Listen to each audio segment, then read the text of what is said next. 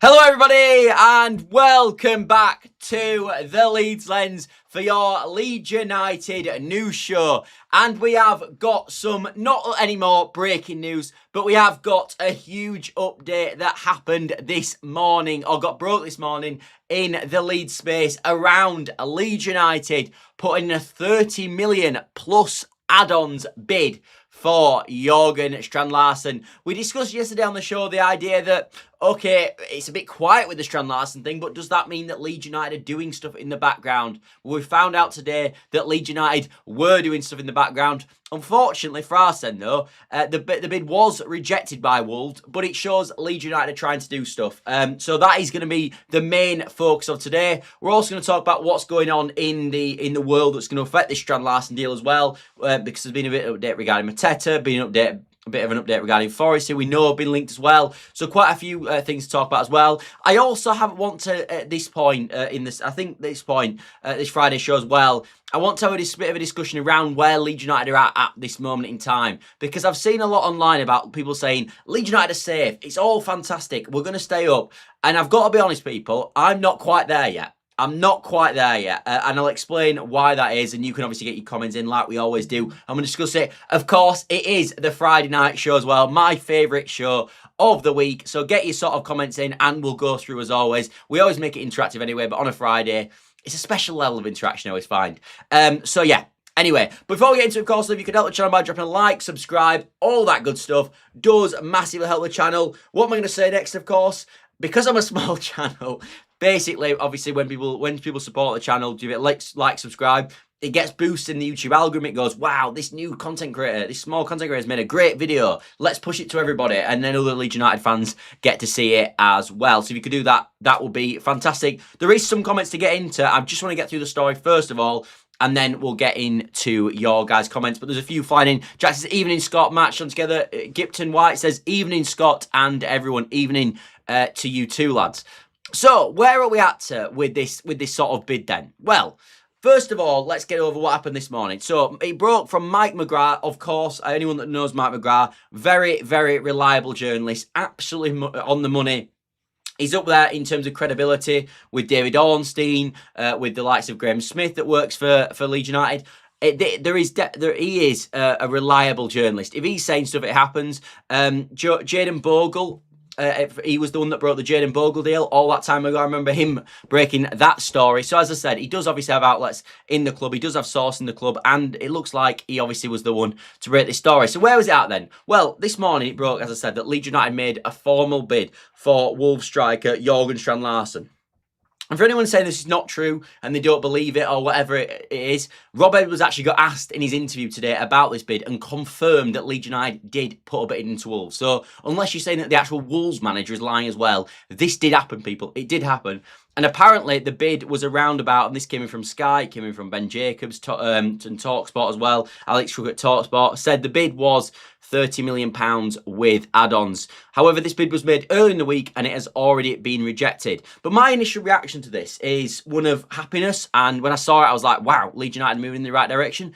I know it hasn't been accepted yet, and I know there's still a long way to go with this deal. And we bidded for Pajau in the summer, we bidded for Rodrigo Muniz in the summer, and none of them came off. But what I will say with this deal is Leeds United wouldn't bid if they didn't genuinely think that they could get them. And they also wouldn't bid if Strand Larsen had no interest in them joining the football club. When you listen to sort of what Graham said in this in the past, and when you listen to what sort of Baron Cross has said regarding Leeds United do the due diligence when they do deals every single time. And they would not bid, and they wouldn't have put an inquiry in the first place, but they definitely would not have bid if they didn't think Leeds United could do the deal on a financial standpoint, and they definitely wouldn't have put the bid in as well if they felt that sort of Strand Larsen wouldn't join the football club. So a lot of what we had worries about, in my opinion, going into this deal and talking about this deal, in my opinion, a lot of the problems that we had with it in terms of would Strand Larsen actually come, I think we found out because Leeds United put a bid in today that it's confirmation that actually Strand Larsen would come. So even though it's been rejected, I like the optimism of it, and I like the ambition of the football club doing this sort of deal, and I'm pleased because I think that means that Strand Larsen would join the club, which, as I said, I wasn't too sure about. Let's get into your guys' comments anyway. John has put quite a few comments in, I must admit. However, I think he's forgot everybody that this is a Friday night show. So we don't usually start calling everybody idiots on the Friday night show. Truthfully, we don't do that ever because, you know, people can have their own opinions. And I think people were saying yesterday that might not, the Leeds United would never put a bid in. And now we found out from the Wolves manager that we did. So, and I'm not saying anyone else is idiots. So yeah, let's leave that out, shall we? So we'll leave them comments for now. 33 million plus 6 million in add-ons originally bid. That's massive by our standards. So Fark must want him. Surely he won't sell for much more when Wolves go down. It'll be a fire sale, says Munchie. Yeah, I agree, mate. I agree. I think the main thing with Wolves is that they don't want to look. Obviously, their PR is absolutely in the toilet at this moment in time. They're absolutely awful in the league. Yes, they've been a bit better recently, but it's been a pretty hopeless season. Obviously, completely for the pretty much all season for them. So selling their best striker in January probably won't go down that well in the fan base. And I think, obviously, depending on where the sort of deal is in the summer and sort of what the buyout clause is for relegation, I think Leeds United will be aware of probably the release clause that's in his contract in the summer. So I would imagine that, as I said, when Leeds United made the bid, they were aware of that fact. And I don't think Leeds United wants to pay massively over to get him in January as opposed to get him in the summer. Obviously, in the summer, though, you've got to bear in mind, a lot more clubs will be able to buy a Strand Larsen in the summer. So you might have a much more competition for the sign in the summer. Whereas actually, you look at January at this moment in time, when we look what's happening with Mateta at this moment, where we all thought Mateta is going to leave, he might join Villa, he might join Juventus. They were massive favourites to obviously get him. But since that point now, Juventus have actually pulled out of the deal for Mateta, as we talked about a few days ago. And of course, today, Villa have finalised the signing of Tammy Abraham, who was their first choice sort of signing, and of course, therefore, will not be sort of, you wouldn't imagine then, pursue the Mateta deal as well. So again, that leaves that you would expect now, unless maybe Juventus come back onto the table or somebody else comes back in for Mateta, because we do know obviously trying to force his way out of the football club, trying to get out of Crystal Palace at this moment. But if he doesn't move, obviously they won't go and sign Strand Larsen.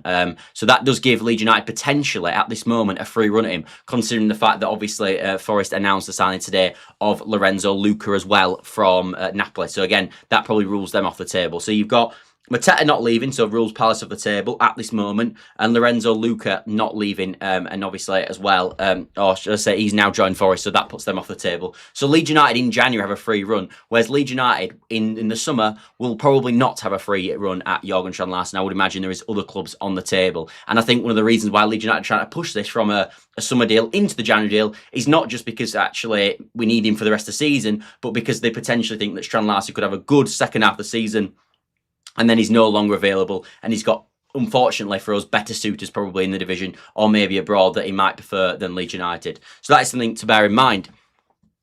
Gibson White says there's a way to go yet to safety. I'm slightly confident, but I'm not getting carried away. Kind of where I'm at, mate. Kind of where I'm at. Suddenly I have money to spend, says John. Well, we're happy to read that one out, mate. I'm happy to read that one out.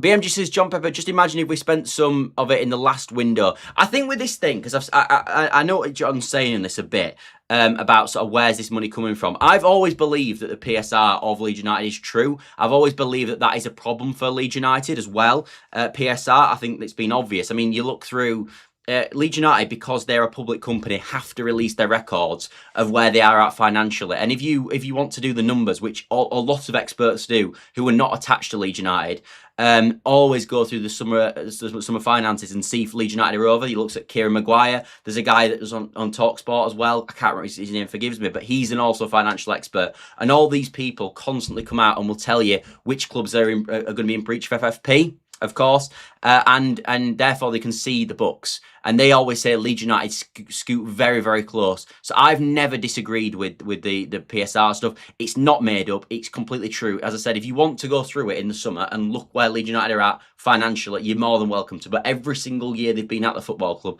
they have pushed it to the absolute limit PSR-wise. And if you want to believe that or not, you're going to have to, because that is the truth. Because, as I said, financial experts who have got no affiliation to Leeds United, I'm talking Kieran Maguire's, etc., have gone through our books and told you where we are PSR-wise. So that is something to bear in mind. And I think PSR is a bit of a joke for obviously newly promoted clubs with the position we're in. But it's a constant problem. So, and we know Leeds United are basically, to wrap this up, we know Leeds United basically are struggling PSR-wise. And I think that's where it's surprising that we've got 30 million in January. I've got to be honest, I like the look of this deal and I want Strand Larsen. That is one thing I'm slightly concerned about, because I'm not sure where we're going to raise £30 million before July the 30th if we were to sign Strandlarsen with add-ons, including as well. I would hope it's an agreement where we pay the majority of that fee in the summer, because you can agree that it doesn't always have to go down as an obligation to buy. Sometimes it can be, this is our bid, but we're going to pay over a 5-year period for this player or something like that. And I think that's obviously what we definitely have to do with Jørgen Strand Larsen, because we have not got £30 million to put down straight on the books in January. We just do not have that. It doesn't exist. Let's have a look. You don't have that. It's not that simple. We have until June to balance it if we overspend. We do, says BMG. Get over his income into Leeds. I think the fact we're bidding is that it makes a huge indicator. Look, we haven't signed Strandlarsen yet, and this is obviously, it's a hard deal to do. There's still other clubs, in my opinion, that could come on the table for Leeds United and cause Leeds United a problem. 100%, I'm not disagreeing with that. And we're a long way off this deal being completed yet, but. I think today was, even though it was rejected, as I said, I do think it was a massive update for us. I really do. SLY says I would put a second lower bid in. Yeah, I think that's what they'll do, mate. I would expect. I don't think Leeds United are going to go in with one bid and then just sort of forget about it. I would expect. In fact, they might have even gone with another bid now. We just don't know about it, because, of course, a lot of this information that we're getting is not newly specific information. Like, we didn't hear about this bid till 2 days later. We don't see a lot of leaked out from the football club, in truth, do we?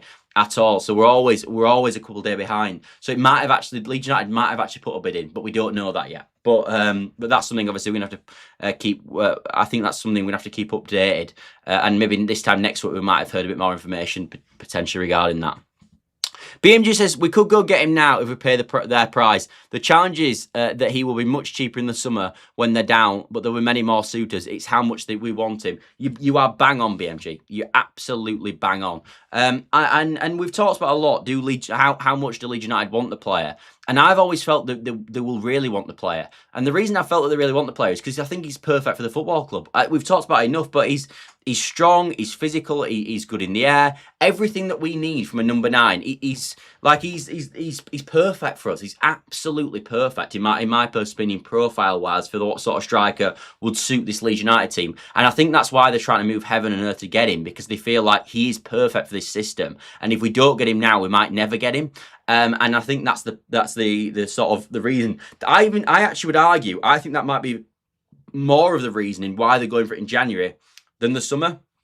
Like, initially you think, oh, they're going for January rather than the summer because they want to make sure Leeds United stay up. Obviously that is a priority, and that's a natural knock-on effect. But we've got to bear in mind the fact that as well, not just the sort of, they're going for him now rather than the summer, as I said, because of Leeds United trying to stay in the league and obviously have used between now and the end of the season. But as BMG rightly said, because there'll be so many more suitors in the summer, there will be so many more suitors, there really will be. Barry says Strandlarsen will be a Leeds player, which guarantees us staying in the Premier League. I must admit, I said on the sort of first video we did about Strandlarsen, when it obviously got leaked by David Ornstein, that we made an inquiry. If we were to sign Strandlarsen in January, what I'm about to say late in this video around about where Leeds United are at the moment and why I'm still a bit concerned, a lot of that would dip with that signing. I think with Strandlarsen we'd have enough quality then that I would be much less worried about survival, because I've still got in the back of my head a bit, and as I said, we'll get onto this more later in the video, that if Calvert-Lewin went down injured, I don't see Mateta doing enough. I know he's been good for us, and he's obviously got 5 goals I think now this season, and that's fantastic, but I don't see him being enough for us to be able to cope that well without Calvert-Lewin personally. I think that would be an issue for us. A massive concern. But with Strandlarsen, obviously you get that, then you'd be much less concerned naturally, because we've got another player there. If they seriously want him, they'll go back in. They must be confident of staying up. This signing would be really rolling the dice. Yeah, I agree, but it's also like more of an insurance policy as well, Gibson, naturally, because obviously, if Leeds United sign Strandlarsen, like Barry sort of just rightly said, there's obviously much more chance we stay in the league as well. So it's naturally a double-edged sword. It really is. I don't know. Palace might nip in, or Wolves might refuse our bids. I'd say 50-50, maybe 60-40 that we do get him. Yeah, that's kind of where I'm at. when this first got leaked, I kind of thought there was kind of no chance, if I'm being honest. The only thing that ever gave me confidence about the deal happening was the fact that David Ornstein said it. And as I said at the time, when David Ornstein says something and an inquiry is made, the chance that ends up turning into a signing for that football club, if you go back on record and look through his tweets, when they make that first, the first bit of, as I said, the first move, at the start under David Ornstein, and he says the first thing, the chance that converts into a sign is so high because he's such a well-respected journalist. So that gave me a bit of optimism. But truthfully, I was thinking kind of no chance really. Barry says Board wouldn't have went all in on with a bid if they weren't confident of getting him. Says Barry. Yeah, I agree, mate. I do agree. Scooby says, evening, I won't pretend I understand PSR despite numerous explanations, but somebody with more knowledge than myself said, new system next season, no PSR, so don't tie yourself now. Yeah, but the situation with PSR next year, mate, is it's going from PSR to SCR, which is more about, it's about squads. I can't tell you exactly because I don't know exactly, but it's more to do with the value of your squad and how much you can spend based on the value of the squad. It's changing differently. There'll be obviously more explanation in the summer, but it's not. PSR will be gone in next season, but it's not gone completely. It's just a different. It's just named something else, and it's a different. And it's a different. Yeah, as I said, it's a different sort of. It's a different PSR. If that makes sense, but so PSR will still be there. BMG says JSL is a good long-term move. If we get him now and make him even third choice, but move him up the pecking order next season, maybe selling the Metro in the summer. Look, if we sign Strand Larsen, he'll be coming in wanting to be the number one. Obviously, Calvert-Lewin is the number one at this moment, and he won't take his place. But I think you're talking about two top strikers there, and I think the Metro instantly goes down to third place, mate. If I'm being honest, don't think he's the answer, says John. I've seen a lot of this. I just disagree, lads. I just disagree. I really do. The alternative strategy for JSL is to get a stopgap back up for 6 months, like a Callum Wilson would have been. JSL would back up, but mainly a long-term investment. Yeah, well, I think that if they bought Strand Larsen, he would be a long-term investment, mate. But I don't think they'll do a 6-month backup. I kind of think they might do a defender, but I'm thinking really, and I saw this a few days. I think they really want Strand Larsen. I think it's a bit Strand Larsen or bust, if I'm being honest. Gipton White says if Larsen wants it, he'll push it through. Yeah, but I don't think I know what he's saying, Gipton, and I think you're right to an extent. I think he would come to Leeds, and I think the fact that we've bidded suggests that he would definitely come to Leeds. The issue I've got with it is that even if he would come to Leeds, I don't think we're like an unbelievable proposition for him. I really don't think we are. It's not like we're not Man City or like Liverpool or someone like that with that sort of pull, unfortunately. So yes, do I think he'd accept it? Do I think he'd actually fully push for it though? And it's his like dream move, but he's probably not. If we're being totally honest, it probably isn't. Phil says to give them their prize, it would have to be on our terms. Yeah, I agree, and I think that's where they're at. Emmett says sack Underwood and get rid of Parag Marate. I'm not quite sure why you do that. They're doing all right at this moment. Mate, we're a newly promoted club and we're well outside the relegation zone. They're doing a good job.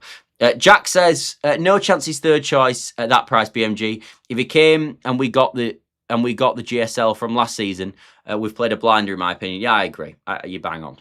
If we get anything like the striker that we thought existed in the summer, when obviously Newcastle winning 60 million quid, we pulled an absolute blinder and we definitely won't go down. I mean, at times last season he was Wolves' best player, he was scoring loads of goals. Quite often the problem isn't the amount, it's the structure and how much is paid up front, says Munchie. You're absolutely right, mate. You are. Good cover for Gabby.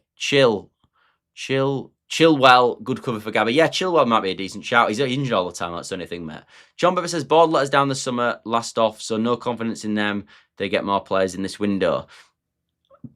Yeah, but we said all this in the summer. And look, I don't want to go back on what we said in the summer about the summer transfer window. But we've always got to judge what's happened on the pitch.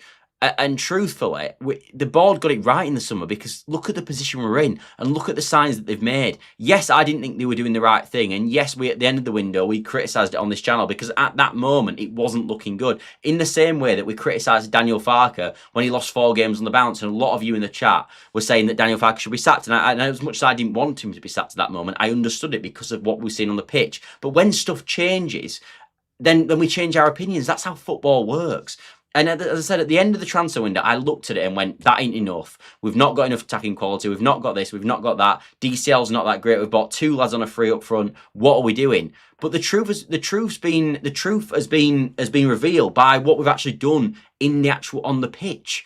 And let's be honest, we were saying Stack didn't look that good originally, but Stack's been a good signing, Nemecha's been a good signing, Calvert-Lewin's been a good signing, Goodmanson's been a good signing. Like, a lot of the players we bought in the summer were really good additions. So we got it wrong. Like, what we said in the summer wasn't true. And I'm happy to own up to that. And they have proved me wrong. And actually, this approach of going down this sort of the stronger, taller, more physical presences in the pitch has worked wonders. Even Biol, we talked about Biol not being fantastic when he first came into the team in the back 4. But again, he's been brilliant in a back 3. So we did have a good window in the summer.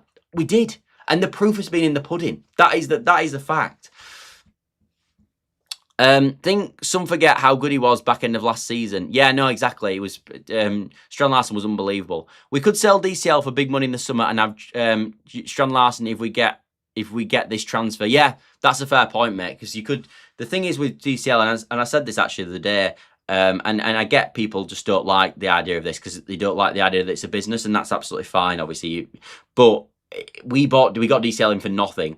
Potentially, if he has a season where he gets, say, 14 goals from this position, or maybe even less, and maybe gets 12 goals, he's probably got quite a good value on the market, even though he's 29. And actually, maybe, just because of his age, it might not be the worst thing in the world if Leeds United move him on. I know people are going to not hate that, but to bank that much profit on a player of that age, logically might make a bit of sense. Seeing as his agent is a Leeds season ticket holder, I'm sure... we know every detail of the contract. Yeah, probably, mate. Probably. It's probably a good point, that, to be honest. I think we could get JCL on the basis that he'll not be instantly first choice and might initially be behind Nemecha, but with a main man next season. He's not going to be behind Nemecha, mate. I promise you. If we're buying a striker for £35 million, he is not going to be behind Lucas Nemecha. I'm sorry, Ian. He might be behind Dominic Calvert-Lewin to start with. He ain't going to be behind Lucas Nemecha. Honestly, he's not. Summer transfer window shows they did a good job. Yeah, I agree. I think Barry's right. I think it's so unfair to say they didn't have a good transfer window based on results, to be honest. Surely we continue with 2 up front, DCL and Strand Larsen will be nailed, BMG. No chance comes on here and sits on the bench with the other club sniffing. Yeah, I agree. I thought the time that the 49ers left us short, but look now. The only bad move was Perry. Everyone else has been value, even bar now. Yeah, I agree. The summer transfer window was good. The summer transfer window was good. Emmett says sell Nemecha in the summer. I don't think they'll do that, mate. I still don't think he's got tons of value just based on his injury record. Barry says they proved me wrong as well. I was fuming at the end of the window, especially with the Wilson fiasco. Mate, so was I. I mean, as I said, the worst thing about doing this and the best thing about doing this, that when I'm right, I can say, well, look, go watch the video. I was saying this a few months ago. And the worst thing about it is that I can go, people can go, well, look what you said 3 months ago, and I can't deny it because it's literally on YouTube. And as I said, at the end of the transfer window this summer, I looked at it and went, well, there's not enough there. We haven't done enough. And everybody was, to be fair. I wasn't in the minority. Everyone thought that sort of we didn't have enough in terms of a creative capacity. But likes of Dominic Calvert-Lewin and Nemecha, truthfully, have proved us wrong. And a few other players have proved us wrong as well that we didn't think. Like, when we first signed Stack, I thought, great signing. Obviously, he was fantastic in pre-season against AC Milan. He was just like, wow, what a player we signed here. And then he came into the team and he played well in that first game against Everton. But I remember thinking after the Everton game, I'm not sure about this lad. I'm not sure about him at all. But since we went to this back 3, he's been brilliant. He really has. He's been absolutely fantastic. And so is Calvert-Lewin as well, who, let's be honest, we weren't sure on as well. And so is Biol, who, again, we weren't sure on as well, in truth. DCL probably wants to stay. It's more realistic that Nemecha will leave. Yeah, I think that's fair. Exactly, Scott. In November, Bornau and Justin and BL even looked like a waste of money. Now they all look astute business. Just shows you need at least a half a season to judge. You do, mate. You do. And you've got to try in different systems, and you've got to give people time. They're coming from a different country. Like, if I went to work in France, it might take me a bit of time to settle in France, doing what I do. Like, that might be the case. Not this, but what I do sort of outside of, obviously, YouTube. John says, I used to be a goalkeeper. It's a thankful job. I'm prepared to give another chance. Bearing in mind it's his first season in the Premier League. Yeah, look, Perry's an interesting one. And when I watch Perry, I don't ever think he's going to improve. Like, some players you look at and you think, all right, he's not working quite at this moment, but maybe he could get better. Like Okafor at times, I've got to be honest, I'm starting to turn a bit with Okafor. But at times you watch him and you think, it's not quite working at this moment, but he's doing the right thing, and maybe it could just start clicking for him. With Perry, I just don't see it at all. And the worst thing about it with Perry is I've never seen it. Like, even when he's kept clean sheets and sort of been okay at points this season, I've always looked at him and thinking it's wrong. I've never looked at him and thought he was a safe pair of hands ever. And that's slightly concerning, because with everybody else, all the new signings, even like Okafor, who were probably a bit iffy on at this moment, I think the fan base are as a sort of genuine statement. Well, I think you look at it and go, there's bits that are there. There's something there at times. Maybe some people don't think that, but I definitely do. But with Perry, I've just never seen it. I've got to be honest. He's looked crap every game, if we're being totally truthful. What I mean is that behind Metcha for a few games whilst he integrates, I'm talking 3 or 4 games maybe, he's not going to come in and be instant first choice, is what I meant. Yeah, fair enough, mate, fair enough. Munchie says, like it or not, the 49ers and Fark do know what they're doing. The majority of the summer transfer windows have worked out, so maybe we just need to give them a bit of faith. Do you know what it is, Munchie? I agree with you, mate. I agree with you. I think I've seen a lot of people online saying this. Like, a lot of people still criticise Fark, and I think I've seen a lot of people respond to people criticising Fark on Twitter and saying, lads, he's just getting it right at the moment. So let's just, if it starts going wrong, then we can start having a conversation, start criticising him. But when it's going well, and he's like there was so much on Twitter at the weekend, like through the game, where it was like, bring Tanaka on, bring Nonto on. And look, maybe that should have happened. But at the end of the day, he brought Nemecha on the left wing, which we all hate, and we end up scoring a goal. And he scores the goal to win it. So at some point, you just got to go, trust the process. And that's kind of where I'm at a bit at the moment. But we still haven't given our opinion. That's what we do on this show. That's the whole point. That's why we read all your guys' comments out. That's why I give my opinion. We can still disagree with decisions made. But they are proving us wrong at this moment. And they are getting a lot of decisions right that we probably looked at the summer and thought it was probably wrong. I think Diesel is such a level-headed lad and settled in in the right environment. I think he's pretty settled here already, says Gipton. I agree with you, mate. I do. I really do agree with you. Perry looks like he's just started playing football 5 years ago. He doesn't look right, mate. He just doesn't look right, does it? Steven says, I must admit, I didn't expect an offer for Larsen, but I've backed the 49ers. Sadly, there are Leeds fans that have never been happy, Fark or the board.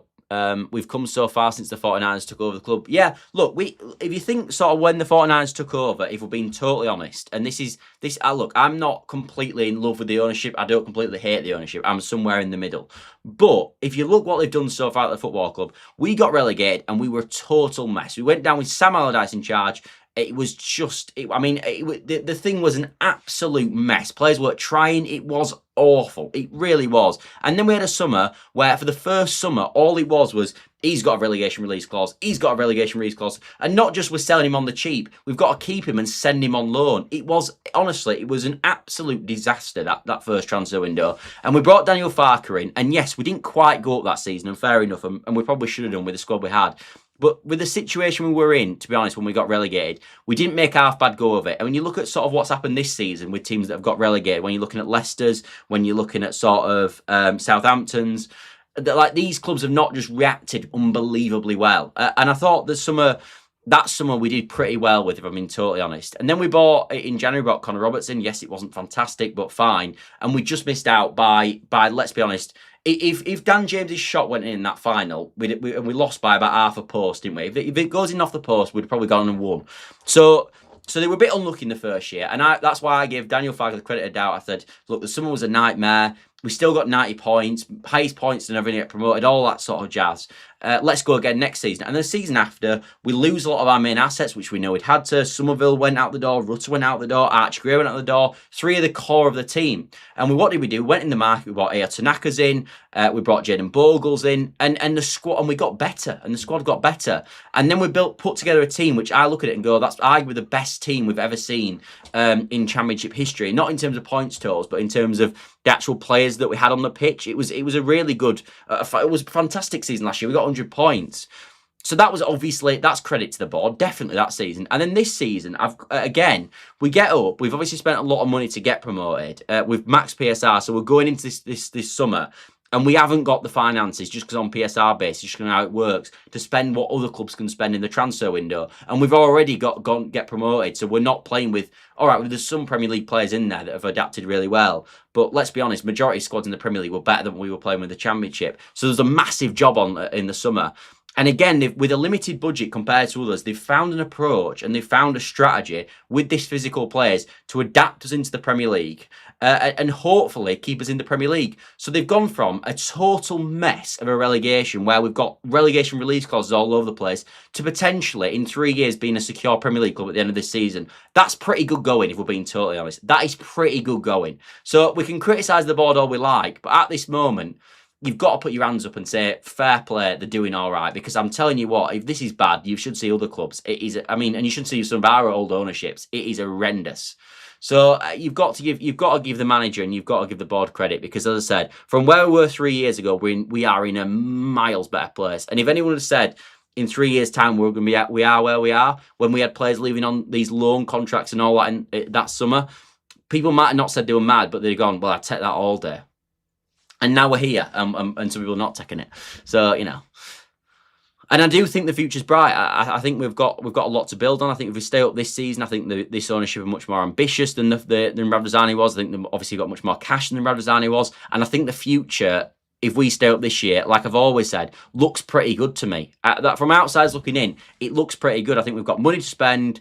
The PSR's going out. They're changing from PSR. And I look at it and go, yeah, Leeds United, if we can stay in the division this year, I look at the teams coming up next year, I think they'll have way worse squads than we have. We should stay up again. And we should then, if you stay up for 2 years, you're pretty solid in the Premier League then with the amount of money that you've received over them years. And you should be able to continue to stay up unless you don't massively mess it up.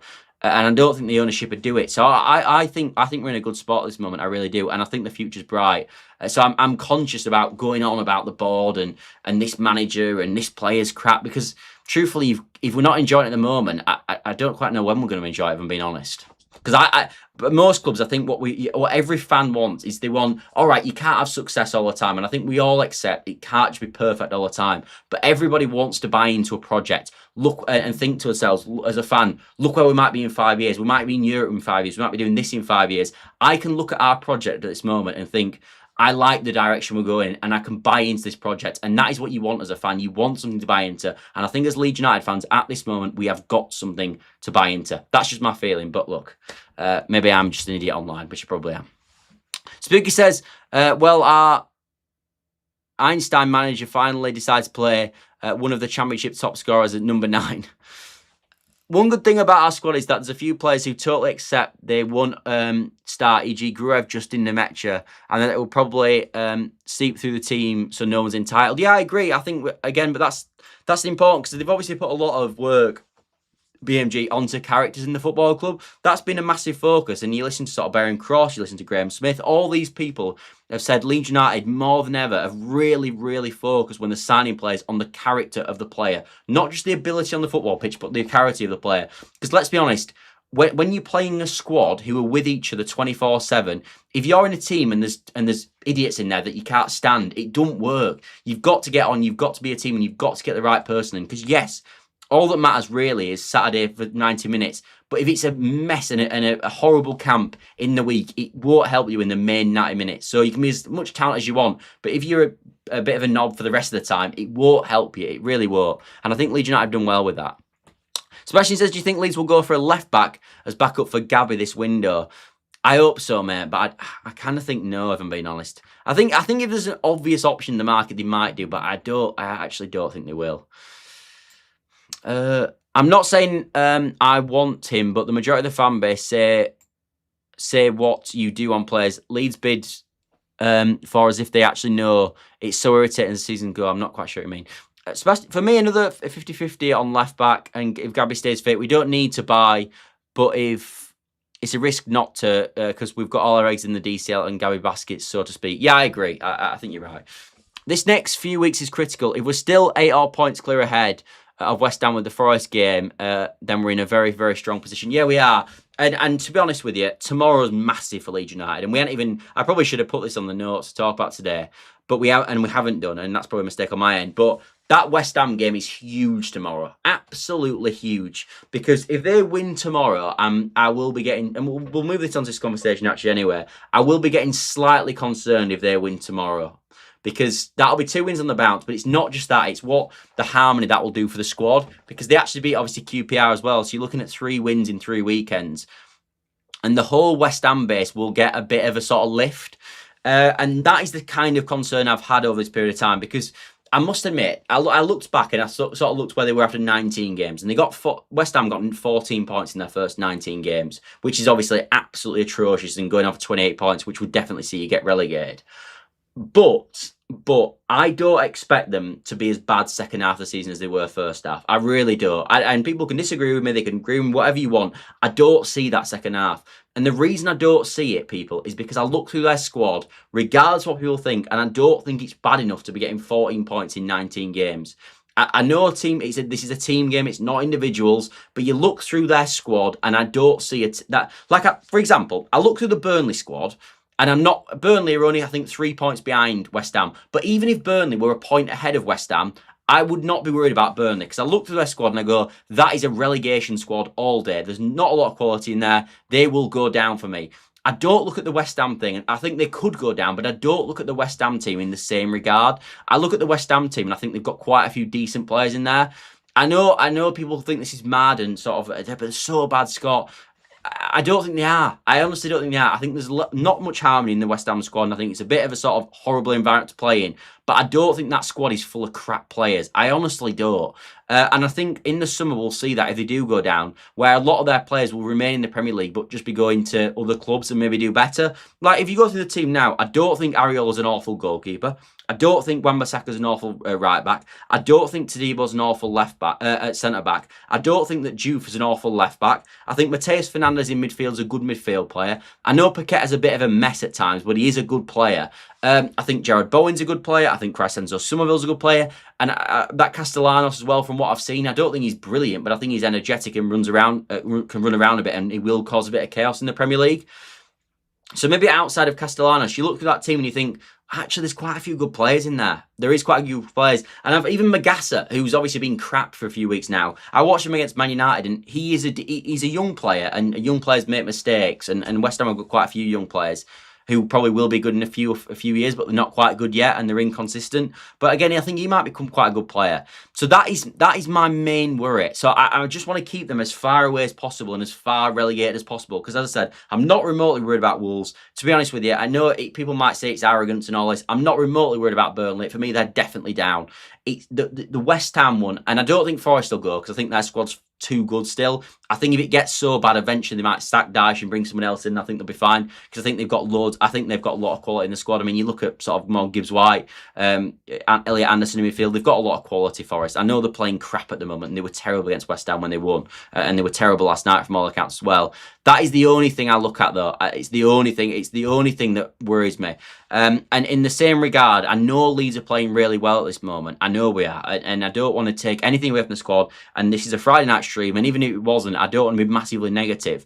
But if you want my honest opinion, which obviously you guys always ask for, I still look through the squad, and I don't think we've got unbelievable amounts of quality. I honestly don't think we have. I think we've got a really good workaholic team, and I think we've got a really good camp, and I think we've got a really good sort of team cohesion. I think we play well as a team, and I like our midfield. I think Ampadu and Stack are brilliant in there, and they break everything up, and they offer some stuff going forward as well, and they're fantastic. And I think we've got sort of a middle centre back in Biol and left centre back and right centre back in Rodon that works really well in the unit. I think we've got 2 full backs who are fantastic at going up and down. and are really energetic, and that's fantastic. And we've got a striker scoring goals, and all that's true. But I don't think we're blessed with unbelievable quality. I honestly don't think we are. And that is the only thing. My only thing is I can't see West Ham being worse. And there is a potential, just because I don't think we've got unbelievable quality, that Leeds get a bit worse. And if that was to happen, then obviously we could be much more dragged back into it. And that is the only thing. And as I said, I don't want to be too negative, but that's the only thing I worry about in the back of my head with this whole Leeds United thing, because we're doing so well at this moment, and it'd be such a shame if we don't end up with the result I think we deserve, which is survival in this league. It really is. And I know, and I also know how important it is. Like, let's be honest, if we were to drop this year, which I don't think we will, but if we were to drop this year, God, it would be like my brother's a season ticket holder, sits in the South Stand, and he's like, I don't even know if I can do another year. He says we know we will. Obviously we do. We're Leeds United fans, and we've been through worse, if we're being honest. But he was like, I don't know if I can do another year where we go again in the Championship to get out again, and then it's back to first year survival hopes again. Like all that again, and just be like, oh God. So I'm just praying that we can get this season over and done with, and we can stay in the division, and I think we can move on from there. And BMG's right, absolutely right to say what he says. The way I'm looking at this moment is we play, and I've said this a number of times, we play on March the 3rd or 4th, I can't remember which one it is, we play Sunderland at home, and that is the start of the last 10 games of the season. And in our last 10 games, we have got Sunderland at home, we've got Brighton at home, we have got Wolves at home, we've got Burnley at home, we've got Brentford at home. 5 really good games. I know Brentford are up there, but their away form is absolutely dire. It's appalling. It's nearly as bad as ours. So that's in our last 5, we've got them games. Very winnable. So if we can be a decent amount of points outside the relegation zone, with the points you'd expect Leeds United to get in them home games, based on what we've done for a number of years now, sort of at home, which we've been fantastic at home since Farke's come into the club, really, I think we'll be okay. We've just got to get to that point, and before that point, we've still got we've got Everton away, we've got which is not going to be easy, but it's possible points in. We've got obviously Arsenal at home, which I think we'll all accept. I know it's at home, but will be a really tricky game. We've got Forest at home, which is one we're going to probably need to win.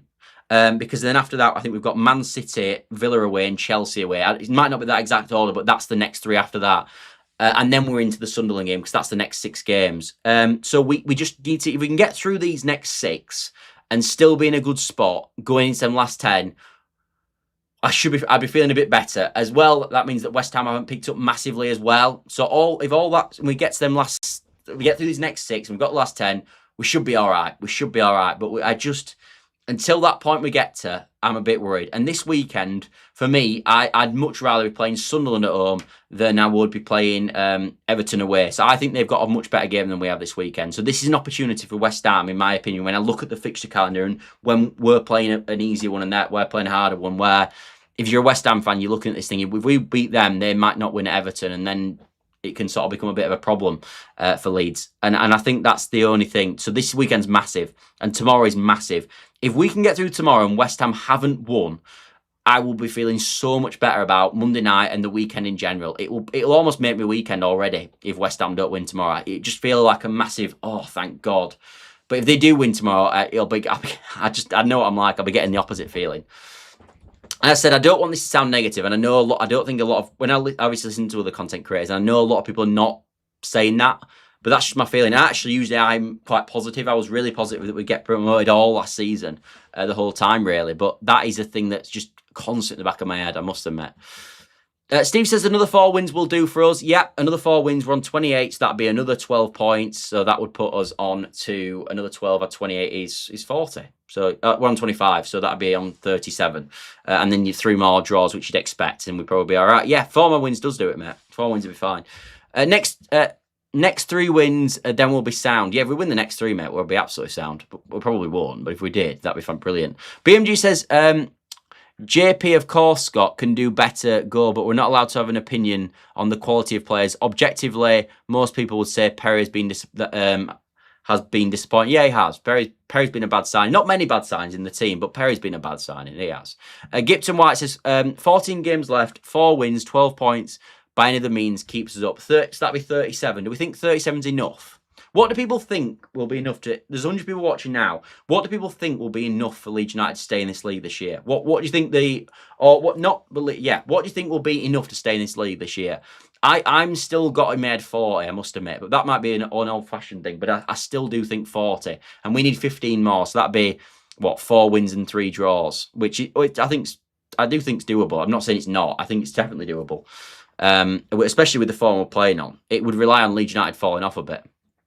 But what's also important is that Palace, Bournemouth, and even Spurs don't get away from us. It will help to keep them within reach. I know, I agree with you, mate, totally. I agree with you totally. I think if we can get above a Bournemouth, especially in their situation that they're in, I think if we can get above Bournemouth, with the fact that they've got Tavernier's out injured, Kluivert's out injured, Semenyo's left in January, yeah, I think that looks good. Points totals, people are saying 38, 37, 40, 40. Yeah, so a lot of people have it higher than they had for the number of years. Yeah, so we all think that West Ham are going to slightly improve then. What's also important is that Palace, Bournemouth... Oh, I've just read that one. What an idiot. I'd say 4 wins and 3 draws should be enough unless West Ham and Forest have blinding finishes. Yeah, 42. Between 38 and 40. So again, we're all saying 40s, aren't we, really? We're all saying 40s. So we all last year... So obviously, as I said, West Ham got 14 in the first 19. So we're predicting that in their next 19, for them to get to, say, 40 or 39, they would need, 26 or 25 to get to 29. So 25 points out of 19 games. Yeah, I think, they've won one already, but they did lose the other 3. I think they'd lose the other 3, didn't they? If West Ham don't turn their form around, it could be mid-30s. Yeah, it could be. It could be. And this is where this weekend's a massive one for us. As I said, come on, Sunderland, tomorrow. We want the newly promoted clubs to do well. Come on, Sunderland, help your boys out. Keep us in the league and win tomorrow. That'd be brilliant. But Sunderland's away record, for anyone that wants to know, which I'm sure you don't because it's awful, is absolutely dog. It is terrible. Honestly, they've scored, I think, 4 goals away from home. They played 11 away games and scored 4 goals. They've won 2, but I think they both have been 1-0 wins away from home. And I think they've drawn 5, but some of them are 0-0. Like, their away form, even Sunderland fans say their away form is... To say how well they're doing in the league, it's absolutely terrible. It's just the Stadium Light, obviously, has been an absolute fortress and they're still unbeaten there and are winning most weeks there. Munch says, with Wood injured, Forest have signed 6'7" striker Lorenzo Luca on loan. We just have to hope DCL doesn't get injured. Yeah, which is why we need to go get Strand Larsen, mate. We should not really rely on other clubs. Yeah, everyone does though, mate. Everyone does. You could, if you're Arsenal, you say that, but you're still looking at City's results every week. You are. It's how that's football. Everybody looks at everybody's results, and they always have done, and they always will. So we've got quite a few... we're still playing a lot of matches against weak opposition, so fully agree with you. We're still a lot of home matches. Yeah, we have. As I said, we've actually got quite a good... The next 6 are pretty crap. As I said, we've got Forest at home in there, which is good, and the rest of them are pretty crap. Everton away is okay, but, the other ones are Chelsea away, Aston Villa away, Arsenal, and Man City. That is pretty awful. But after we get through that, we're all right. The last 10 are good. And we've still got, as you said, a lot of good winnable home games in. So there's a lot of people optimistic about there is. Steak done yum. What steak is it, Scooby? What steak is it? If West Ham get a point a game, they'll be on 33. So really, any more than 36 for them would be an achievement. Yeah, potentially, but they could win a few games. They could do. Steve says we won't lose another home game. We should be looking up, never mind looking down. We are very solid. True at the moment, Steve. It's true at the moment, mate, and I hope you're right, mate. I really do, because I can't bear the idea that Leeds United get relegated again. God, imagine... I obviously talk about Leeds United every day, and you guys join every single day. Imagine next season if we're here. I don't want to imagine it, and we're talking about, oh my God, we're playing Bristol City. I'd be like, oh God. And imagine that summer transfer window, losing all our players again for crap. Oh God, please stay up. We're not even talking about it anymore. It's just, ugh. Sainsbury's finest, Aberdeen, Angus, Sterling. Mate, that sounds brilliant. Have you got a bit like, what's it called? What's the sauce you put on steak called? Peppercorn. Have you got a bit of peppercorn sauce on there as well?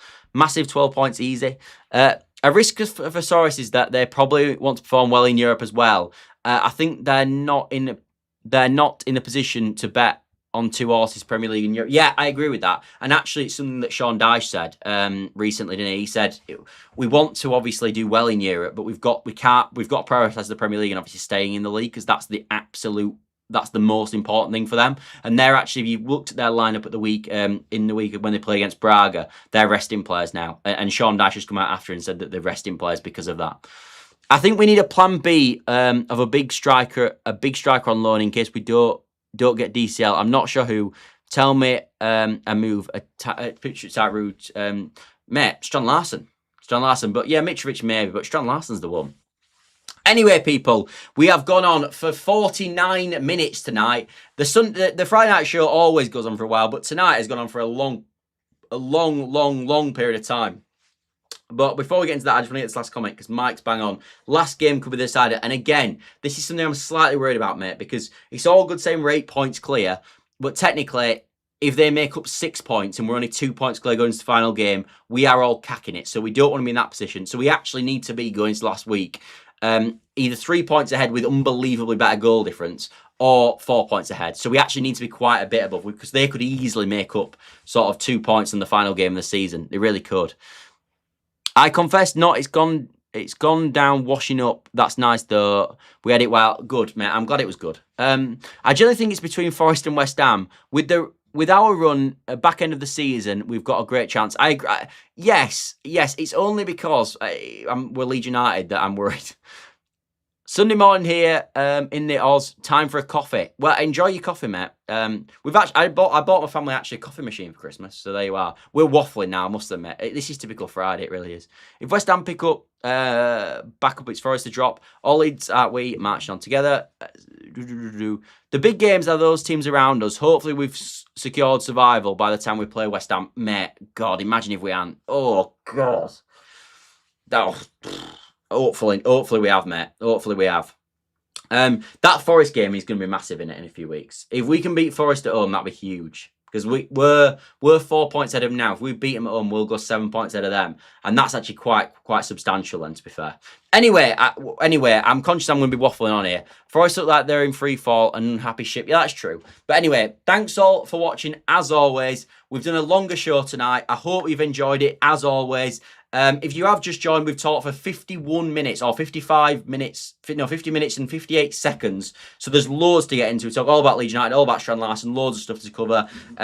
And also, as I said, if you have joined and you would like to help me and drop a like, subscribe, all that good stuff, as I said, does massively help the channel as well, because we are a smaller channel. Every bit of like and subscribes have helped, as you guys seen, as the channel's boomed over the last month. So if you could do that as well, that would be fantastic. There is some more comments in, but to be honest with you, lads, I've talked for 51 minutes now. I am a bit tired, and it is Friday night.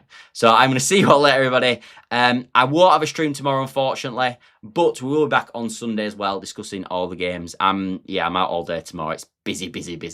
But yeah, see you all later, everybody. Bye for now. And thanks for watching.